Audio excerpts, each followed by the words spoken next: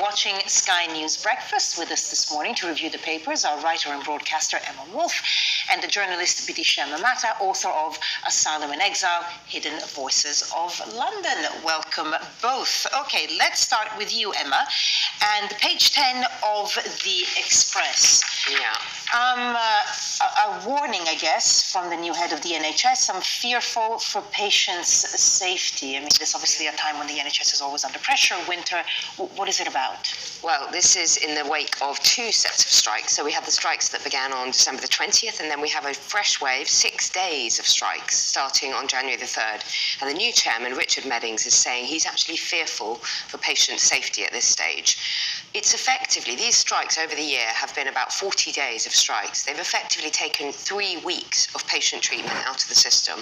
It's an absolutely calamitous situation that we're in, with junior doctors, as we know, demanding a 35% pay increase, and they're being offered between 8 and 10%, depending on their grade. But this new chairman is saying he's fearful for the consequences for patients.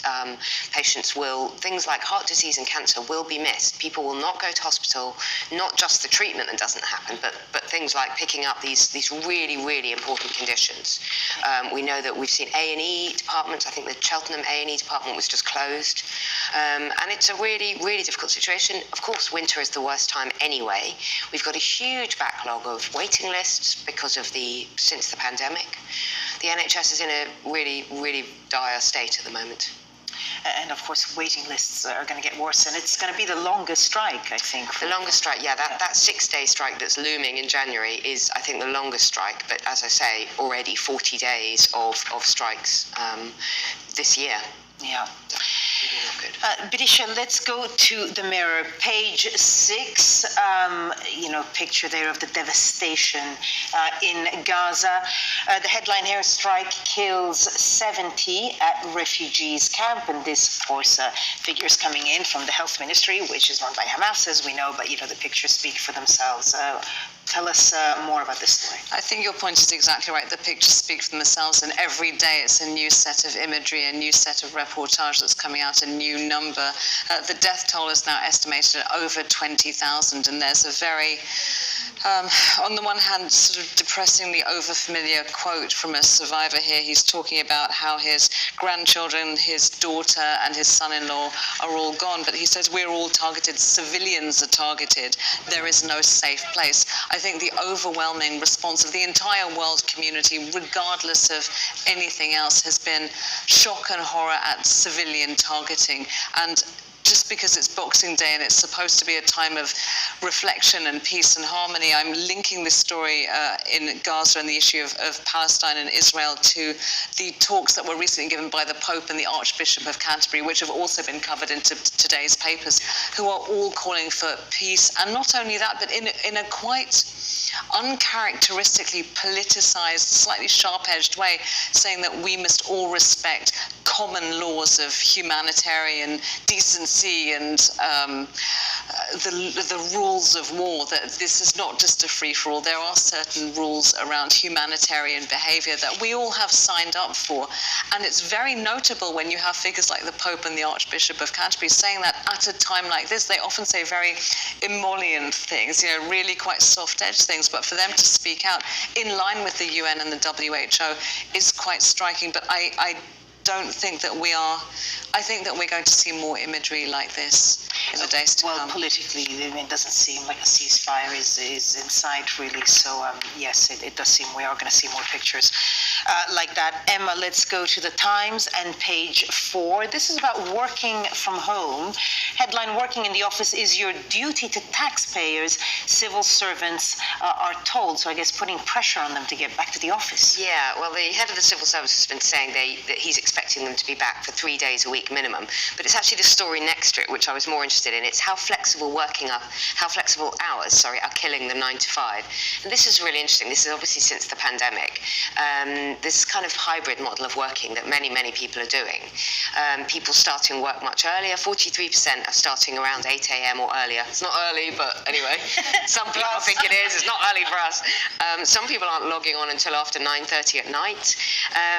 But it's the majority this is a new study in the Times, and it's the majority of Brits are now saying that they have a hybrid working model, that if they're applying for a new job, they would always expect working from home to be part of the mix. Does it say if it's a good or a bad thing that the 9 to 5 is becoming obsolete? It doesn't really give a view. It just says that, it's a lot more flexible. In fact, many Brits, many people who answered this study, who give their opinion, are saying that it's saved them a lot of money in terms of commuting, that it's improved their mental health massively, being able to just, tailor their own schedule. But yeah, then there's this discussion of civil servants. And we know recently Jacob Rees-Mogg and Boris Johnson have both been talking about empty desks across Whitehall and how they want everyone back at their desks.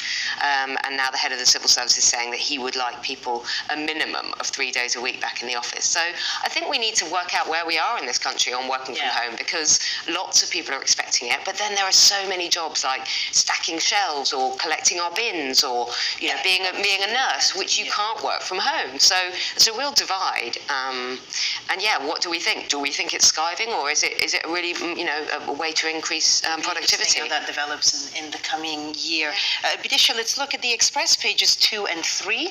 Some lovely pictures, of course, of the royal family going to church for Christmas. But you wanted to focus on the King's speech. Well, yes, this follows on from the whole working from home thing, because for the royal family, everything we see of them in the media is actually them working. If there are cameras around, it's work. And so the King recorded his second speech, his first sort of officially as the King, and I was incredibly impressed by what he had to say.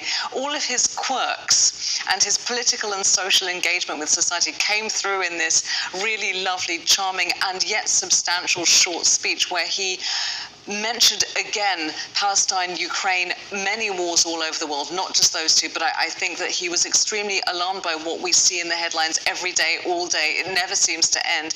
And he was talking about peace and pacifism, but he was also mentioning all of those people who are doing charity work in their local communities and saying how good that is, how positive it is, that if you don't like something about the world, you do whatever is in your power with the people in the community around you. He called them the backbone of our society, didn't he? Yes, it's quite a David Cameronian idea. It's quite big society there. But I think that he's absolutely right, that he's talking about celebrating the people who make the world better for others. They don't want fame, they don't want fortune. They're doing everything in their own little way, but it's making a difference. Okay, well, a story that kind of links to it in a weird way, Emma.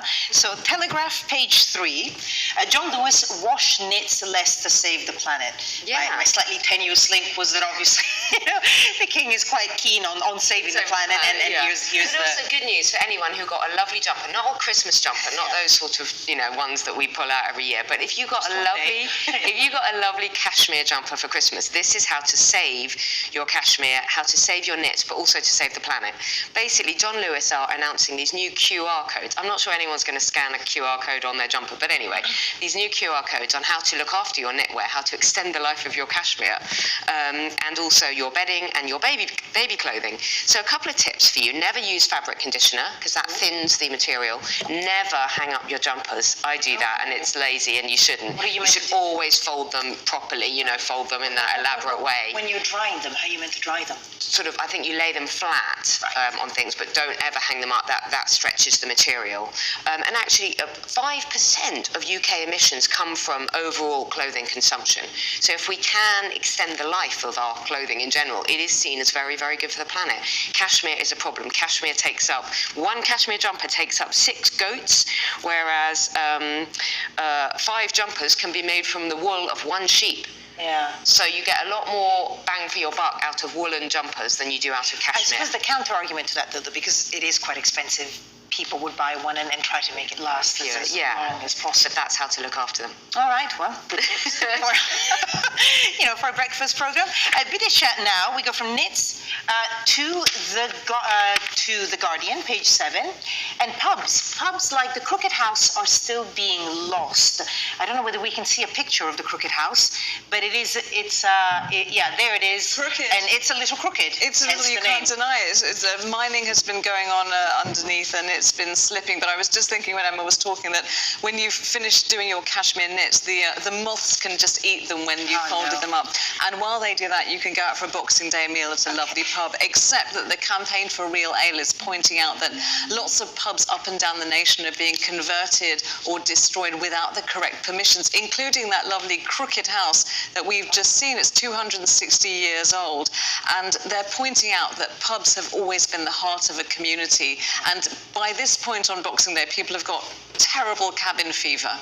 So everyone is thinking about just going for a little, a little towpath walk, a little bit of stretching the legs, and then there's a glowing, cute little historic, non-branded pub at the end of the lane, or a cafe, or wherever you want to go. Whether pubs are your thing or not, I do think we have to preserve these community hubs. And come out and see each other and not just communicate through screens and not just lie on the sofa all day and all night eating vol au vents and quiches, which is what I did yesterday on Christmas Day. We need to come out into the local community and save those historic, beautiful old buildings. Yeah, okay. Oh, visit the local pub. That's a good idea for Boxing Day. Vidisha and Emma, thank you both so much. Thank you.